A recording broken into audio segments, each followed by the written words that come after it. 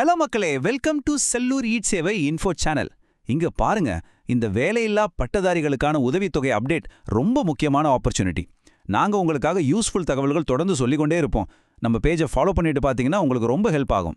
இன்னைக்கு நம்ம பார்க்க போற விஷயம் குறிப்பா வேலை தேடிட்டு இருக்கிற நம்ம பட்டதாரிகளுக்கு ஒரு மிகப்பெரிய கேம் சேஞ்சரா இருக்க போகுது. ஸோ ஸ்கிப் பண்ணாம கவனமா கேளுங்க.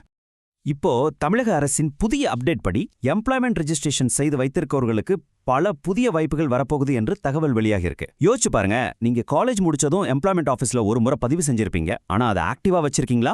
அரசுல இருந்து பல புதிய திட்டங்கள் கொண்டு வரும்போது உங்க ப்ரொஃபைல் ஆக்டிவா இருந்தா மட்டும்தான் அந்த பெனிஃபிட்ஸ் எந்த தடங்களும் இல்லாமல் நேரடியா உங்களுக்கு வந்து சேரும். இதுல ரொம்ப இன்ட்ரெஸ்டிங்கான விஷயம் என்னன்னா, வேலையில்லா பட்டதாரிகளுக்கு மாதம் 4000 ரூபாய் வரை உதவித்தொகை கிடைக்குமா என்ற எதிர்பார்ப்பு அதிகமா இருக்கு. ஆமாங்க, நிஜமாதான். இந்த 4000 ரூபாய் அப்படிங்கிறது ஒரு மாசத்துக்கு சாதாரணமான சப்போர்ட் கிடையாது. நீங்க ஒரு காம்படிட்டிவ் எக்ஸாம்க்கு ப்ரிப்பேர் பண்றீங்க, இல்ல அடுத்த கட்டமா வேலை தேடிட்டு இருக்கீங்கன்னா இந்த உதவித்தொகை உங்களுக்கு லிட்ரலா ரொம்ப பெரிய ஹெல்ப்பா இருக்கும். ஆனா இத வாங்குறதுக்கு ஒரு முக்கியமான கண்டிஷன் இருக்கு. இங்க தான் நாம எல்லாரும் யோசிக்க வேண்டிய ஒரு முக்கியமான கேள்வி வருது. நீங்க இந்த 4000 ரூபாயை வாங்க உண்மையிலேயே தயாரா இருக்கீங்களா? பல பேர் படிச்சு முடிச்ச உடனே பதிவு செஞ்சிருப்பாங்க, அதுக்கப்புறம் அதை அப்படியே மறந்துருவாங்க. ஒருவேளை உங்க ப்ரொஃபைல் இன்ஆக்டிவா இருந்தாலோ இல்ல நீங்க இதுவரைக்கும் பதிவு செய்யாமலே இருந்தாலோ இந்த மிகப்பெரிய அரசு வாய்ப்பை நீங்க மிஸ் பண்ணிடுவீங்க. சரி, இது எப்படி சரி பண்றது? வாங்க பார்க்கலாம். Okay, let's dive into this action required. உங்க வேலைவாய்ப்பு பதிவை எப்படி உறுதி செய்யறதுன்னு இப்ப பார்க்கலாம். இதுல 3 முக்கியமான விஷயங்கள் இருக்கு. அதனால இன்னும் எம்ப்ளாய்மெண்ட் பதிவு செய்யாதவர்கள் உடனே பதிவு பண்ணிக்கோங்க. இது வரைக்கும் பண்ணலன்னா நோ ப்ராப்ளம், இப்போ உடனே செஞ்சிடுங்க.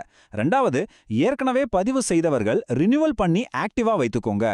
இது ரொம்ப ரொம்ப முக்கியம். மூணாவது விஷயம், உங்க qualification, address, mobile number update இருந்தா அதையும் சரி பண்ணிக்கோங்க. ஏன்னா எந்த ஒரு அரசு தகவலா இருந்தாலும் அது உங்க மொபைலுக்கு எஸ்எம்எஸ்ஸா தான் வரும். இந்த ப்ராசஸ் ரொம்ப கஷ்டம்னு நினைச்சுக்காதீங்க, இது ரொம்ப சுலபமானது. முதல் ஸ்டெப், உங்களோட கல்வி சான்றிதழ்கள், ஆதார், போட்டோ எடுத்துக்கோங்க. இரண்டாவது ஸ்டெப், நேரா நம்ம இ-சேவை மையத்துக்கு வாங்க. மூன்றாவது ஸ்டெப், எந்த ஒரு டென்ஷனும் இல்லாம ரொம்ப ஃபாஸ்டா செக்யூரா உங்க பதிவை முடிச்சிடலாம். தட்ஸ் இட், அவ்வளவுதாங்க விஷயம். Fast and reliable processing. எந்த ஒரு சிரமமும் இல்லாம இந்த வேலைகளை முடிக்கிறதுக்கு நம்பகமான இடம் நமது செல்லூர் இ-சேவை மையம், மதுரை. இந்த சர்வீஸ் எல்லாமே நம்ம செல்லூர் இ-சேவை மையத்தில் செய்து தரப்படும். நோட் பண்ணிக்கோங்க, நம்ம லொகேஷன் எங்க இருக்குன்னா 9B PMP காம்ப்ளெக்ஸ், 60 அடி ரோட், மீனாட்சி ஆட்டோ ஸ்டாண்ட் எதிரில், செல்லூர், மதுரை. உங்களுக்கு ஏதாவது டவுட் இருக்கு இல்ல என்னென்ன டாக்குமெண்ட்ஸ் கொண்டு வரணும்னு கேட்கணும்னா 9361664466 அப்படிங்கிற நம்பருக்கு கால் பண்ணி தாராளமா கேட்டுக்கலாம். நேரா அங்க வந்தீங்கன்னா உங்க வேலை ரொம்ப ஈஸியா முடிஞ்சிரும். கொஞ்சம் நம்ம செல்லூர் இ-சேவை இன்ஃபோ சேனலை சப்ஸ்கிரைப் பண்ணுங்க நண்பா. அப்ப நம்ம போடுற ரொம்ப யூஸ்ஃபுல்லான விஷயம் உங்களுக்கு உடனே நோட்டிஃபிகேஷன் கிடைக்கும். எங்களுக்கும் கொஞ்சம் ஹெல்ப்பா இருக்கும். அது மட்டும் இல்லாம நம்ம வாட்ஸ்அப் சேனல்லையும் மறக்காம ஜாயின் பண்ணிக்கோங்க.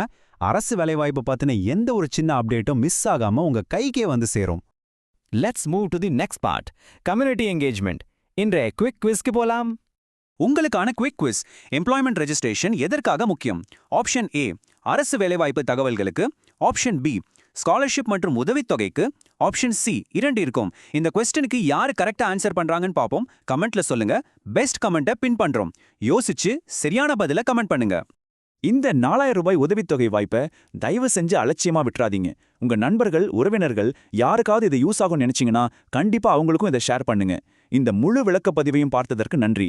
கடைசியா அவங்கள பார்த்து நான் கேட்கிற ஒரே கேள்வி இதுதான். அரசு தரும் இந்த அருமையான வாய்ப்பை பயன்படுத்தி உங்க எதிர்காலத்தை மாத்திக்க போறீங்களா இல்ல இதை அப்படியே மறந்து இழக்க போறீங்களா?